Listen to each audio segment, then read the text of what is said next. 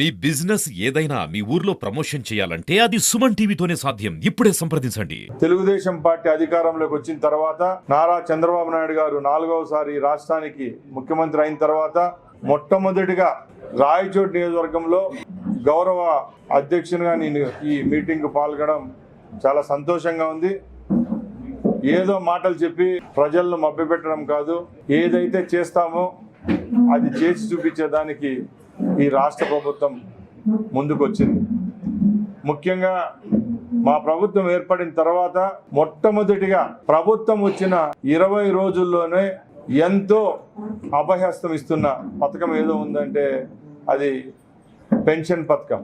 ఆ పథకాన్ని ఏ విధమైన విఘ్నాలు లేకుండా 4,000 కోట్ల రూపాయలతో భారతదేశ చరిత్రలోనే ఏ ముఖ్యమంత్రి చేయని విధంగా 2 నెలల అరియర్స్ ఉన్నా కూడా అంతా కలిపి వృద్ధులకు 4,000, వికలాంగులకు 6,000, 28 రకాల పెన్షన్లు. ఆ పెన్షన్లలో అమరావతిలో ఉన్న కూలి రైతులకు కూడా 18,000 మందికి ఇచ్చిన ఘనత ఎవరికైనా దక్కిందంటే అది కేవలం చంద్రబాబు నాయుడు గారికే దక్కింది. అధికారులకు కూడా ఒక మంత్రిగా నేను ఒకటే విన్నవించుకుంటున్నా, ఆదేశించడంలే విన్నవించుకుంటున్నా, మీరు కూడా ఈ ఉమ్మడి కుటుంబం లాంటి రాష్ట్రంలో ప్రజలే కాబట్టి ప్రజలు మన దగ్గరికి ఎవరు వస్తారో వాళ్లకు తప్పకుండా మేలు జరిగే విధంగా మీరు చర్యలు తీసుకోవాలా.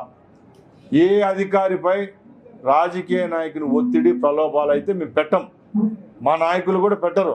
ముందు ప్రభుత్వాల్లాగా ఇండ్లకు పిలిపించుకొని మిమ్మల్ని బెదిరించి ట్రాన్స్ఫర్లు చేయిస్తామనో మీ ఉద్యోగాలు తీసేస్తామనో బెదిరించే లక్ష్యము తత్వం ఈ ప్రభుత్వానికి అయితే లేదు. ఇది మీరు గ్రహించాలా. ఎందుకంటే స్టార్టింగ్ స్టేజ్లోనే మేము చెప్తున్నాం, మాకు అరకొర మెజార్టీ వచ్చింటే ఈ రాష్ట్రంలో మేము కూడా కక్ష సాధించాలా. ఈరోజు 170 మంది ఓట్లేసి గెలిపించిన ప్రభుత్వం ఇది కాబట్టి తప్పకుండా మీ అందరి సహకారంతోనే మేము అధికారంలోకి వచ్చినాం. మీరందరూ ప్రజలకు సేవ చేస్తే మీకు ఏ విధమైన డిమాండ్లు ఉన్నా ఈ రాష్ట్ర ప్రభుత్వం నుంచి ఏ విధమైన అవకాశాలు ఉన్నా కూడా రాజకీయ పరంగా మా ప్రభుత్వం మేము పనిచేసేదానికి సిద్ధంగా ఉన్నామని మరొకసారి అధికారులు నేను ఇక్కడ అడుగుతున్నా.